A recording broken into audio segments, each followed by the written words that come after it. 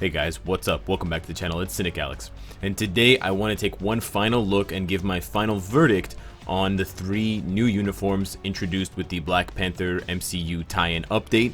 Give my advice for you if you're looking to purchase one of them, and if you are still on the fence about the Black Panther Extreme package, I can try to illuminate you as far as his uniform is concerned. Just so we note, as for the comparisons in previous days to today's comparison, I did tier 2 Sheree, so she's going to be more powerful whether she has her uniform or not because of her Panther's God protection. If you want to see a solo review of Sheree and how you should build the character and her pros and cons, let me know in the comments below. But I also went ahead and got her uniform. I got it to advanced. I got Killmonger's uniform as well. Killmonger is kind of in a specific and kind of special place because without his uniform, he's next to nothing. So it's very hard to compare without a uniform to with a uniform. But I think I can make a pretty decent comparison for Sheree with and without her uniform because both characters are powerful. And then on a smaller scale, I can make a comparison for Black Panther. I think overall of the 3 uniforms, Killmonger's probably gives him the most value because of how poor the base model is. Unfortunately, it looks cool but does not perform in a cool way. Short iframes, very low damage, not impressive overall, only 1 self buff. But I think Black Panthers has similar levels of improvement for the character, especially in the damage department and the self-buffing department. His 4th skill with his uniform goes to crazy heights in terms of its buffs, and that really helps the character become a lot more tanky to take hits, but also to deal out a lot of damage in a lot faster manner. So that's definitely something that needs to be said about Black Panther's uniform. It's kind of tricky. All of the uniforms and all of the characters have their own pros and cons. While I think Black Panther's might improve the character the most, it's the most expensive. Killmonger's is almost as good as Black Panther's, I think, but the con to Killmonger is that you have to use a bio subscription, and then you either have to use a mythic uniform upgrade ticket or rank up ticket like the mythic ones, the mega ones, or you have to use another bio subscription to buff up his uniform.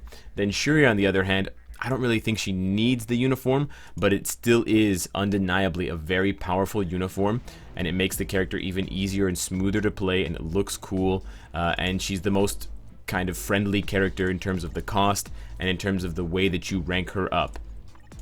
In terms of what I was able to do with them, you already know that Killmonger couldn't even beat Infinity Thanos without his uniform, so we're going to test him out now live to see what he can do with his new uniform. He does have the chance to penetrate now on Avenging Blade, which is quite powerful for the meta. It's a 6-second ability, but it does not include invincibility, so you have to keep that in mind. And then he also has a longer iframe with a wind up on his 5th skill. He's got the self buff on his 2nd skill, and then he's got an iframe, I believe, as well on his 3rd skill. In Black Panther's case, I was able to beat Infinity Thanos, or almost beat Infinity Thanos, in almost 4 minutes with a 30% damage leadership courtesy of Lizard with his regular Civil War uniform. I found the fight quite difficult, even with my cards, even with all things said and done.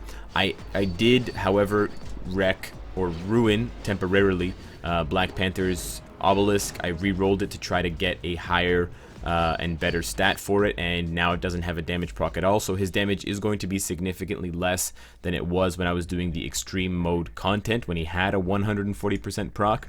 Sheree, on the other hand, cleared Infinity Thanos with no leadership, with just her own tier 2 passive buff in just under 2 minutes, at I believe 1 minute and 45 seconds without her uniform. So now we're going to see with their uniforms how much more powerful these characters are, and then you can be the judge and make the decision for yourself whether you think that these characters are worthwhile to invest in as far as their uniforms are concerned. I think Black Panthers would be a no-brainer if his uniform came without any other costs associated with it, but with the situation that it is, you kind of have to weigh those extra options in addition. So we're going to match and we're going to mirror the exact same teams that we used and see how things turn out for the King of Wakanda now that he has his new uniform.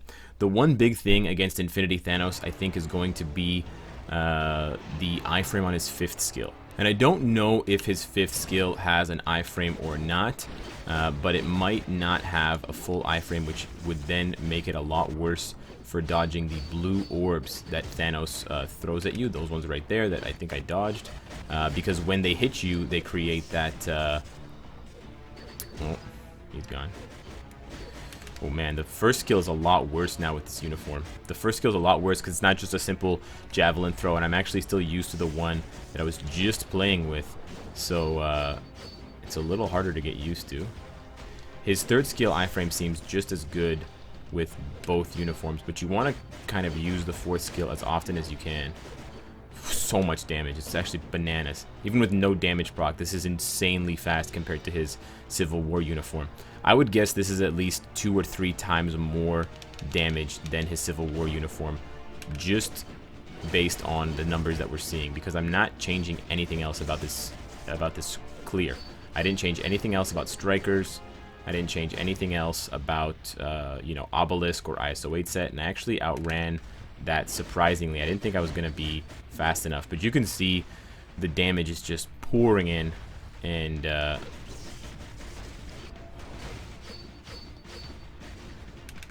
it's weird. He actually does take damage.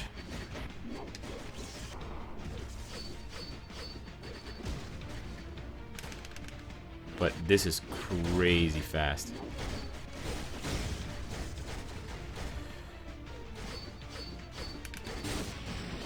Wow, 1 minute and 30 seconds. Less than 1 minute and 30 seconds. Very, very fast compared to 4 minutes almost. And there is a little bit more to it than just the numbers, but the numbers play a huge role in that. And so I shaved off close to 3 minutes on my time, which is insane. So there's a really big damage bump for the uniform. You still have to keep in mind that we have to compare this within the realm of the actual character. Black Panther doesn't appear to still be in the, you know, rotation for the top 30. He might be in the top 30. He might be close to the top 30 with his uniform. We're going to have to wait and see. But at least for high-level PvP play, he doesn't appear to be any better or any closer to cracking the meta than he was with any of his other previous uniforms. Now we have our girl Sheree here, and this is going to be fun because she's just so great. I just can't get enough of Sheree. And that damage is just wild. And I can just stand in this and have zero fear because of those 7 seconds of immunity. And I actually would prefer to get the damage proc landing on my 4th skill rather than my 5th skill, I think. But, you know, I'm not going to complain because it's all good. It's good damage.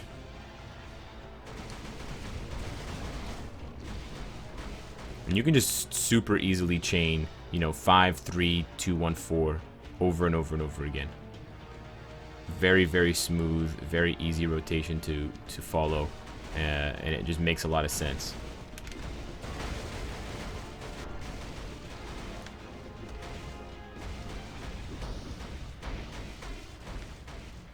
No, we didn't get the immunity up, so we actually lost our tier 2 passive buff. So we're gonna be doing less damage here. But it doesn't matter, you can't stop the Sheree train. So much damage coming through right now. And I had the immunity up, so I couldn't take damage. I mean, she's matching, think about this, she's matching Black Panther's damage output with, I don't know how you still get guard broken here.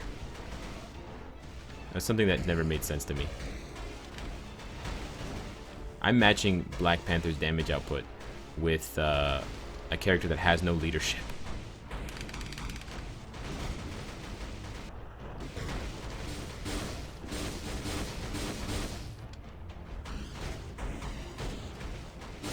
Bye-bye, Thanos. So she gets it done actually a little bit more slowly than she did before. The reason why it was slower that time than the other time was because she got debuffed. Her tier 2 passive was removed.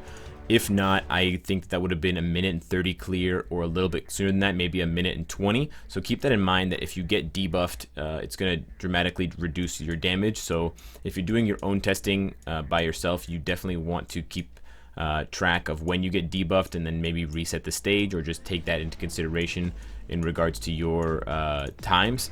But now we're going to try Killmonger, and we're going to see if with enough help he can do it. We were trying with Beast and Valkyrie yesterday, and that was without his uniform, so I want to compare the exact same team again this time to see if it helps him out anyway having that uniform.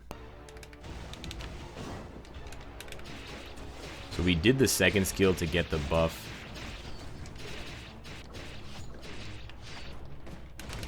Okay, we got knocked over there, but we can see the long iframe from his second or his fifth skill. Very reminiscent of our friend Wolverine. Kind of borrowed pretty heavily from that. But you can see he's got the wind up there on his fifth skill before it starts, just like Sheree does. So you need to give him room, enough breathing room for that skill. Otherwise, you're gonna get hit in the meantime, and you're gonna take a whole bunch of damage. And that was unfortunate there. So his damage is definitely better, and he can string together his combos a lot more easily with this uniform. He definitely does more damage overall. He has more hits. It doesn't seem to be the case that he's going to be a replacement for Apocalypse for Extreme Alliance Battle. I don't know why he auto attacks after his fifth skill. I'm really not sure why he does that. It's really annoying, actually. Okay, this is kind of a problem. Yep. I had to string together 3 and 4 because there's iframes on both. Wow. I got really lucky there. He's a bit kind of unpredictable. I know that sounds strange, but what I mean by that is sometimes he just jumps around and I'm not sure where he's going.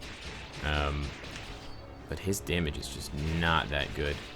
Even with all these buffs, we're still at 2 minutes just to get to the halfway point of this thing. And keep in mind, yeah, he's tier 1, so there's definitely going to be a lack of damage. And you can see that Thanos is actually dodging some of these attacks. So I can understand why I'm not doing as much damage as some other characters would be. See, he always does that. It's really confusing. I just took a whole bunch of laser damage. That was really bad.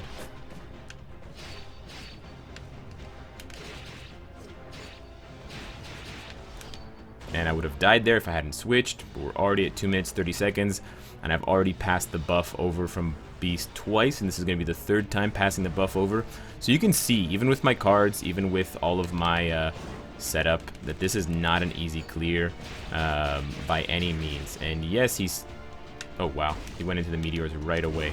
Wow. So I died anyways. I was probably going to get that done in about 4 minutes, it looked like, from the damage. It might have taken even longer than 4 minutes, but he definitely gets a lot when he gets to tier 2, so don't discount that. And it is a bit of an unfair comparison comparing the 3 characters side by side because Black Panther and Sheree are both tier 2. But if you compare what he was doing yesterday or in videos past where he had no uniform to today's, that will give you a better indication of his damage. You can take timestamps and look at the numbers for how fast he did different things. Got to different, you know, how fast did he take Thanos down to half health, because I was using the same teams, using the same cards, using the same kind of aggressive playstyle, and the sets are all the same. I didn't give him an obelisk in the meantime, but he also was running with an additional 15% all attack, so it's quite a big boost, and he still seems underwhelming. You know, 20% increase all attack. He's got the penetration, he's got the 15% all attack, all defense. He's also got the increased defenses, which give him 55% all damage reduced, not just physical anymore, and he was still taking a lot of damage from Thanos. So overall, I have kind of mixed feelings. None of these uniforms stand out to me as absolute must purchases. I don't think any of these uniforms are going to be top 10 for my top 30 uniform snapshot, but if it's possible, given how good Sheree and Black Panther are on their respective days for ABX and in other content that we see later on, like Alliance Conquest highlights or something like that, that they may inch up a little bit closer. But I think Killmonger is going to be the one that kind of lags behind, especially given his cost. But let me know what you guys think of these 3 uniforms. Let me know what you've done and what you've gotten, what you haven't gotten, and if I've illuminated anything for you. Subscribe if you enjoyed the content and you want to support me. And of course, if you like what you see, I hope to see you again tomorrow. Take care.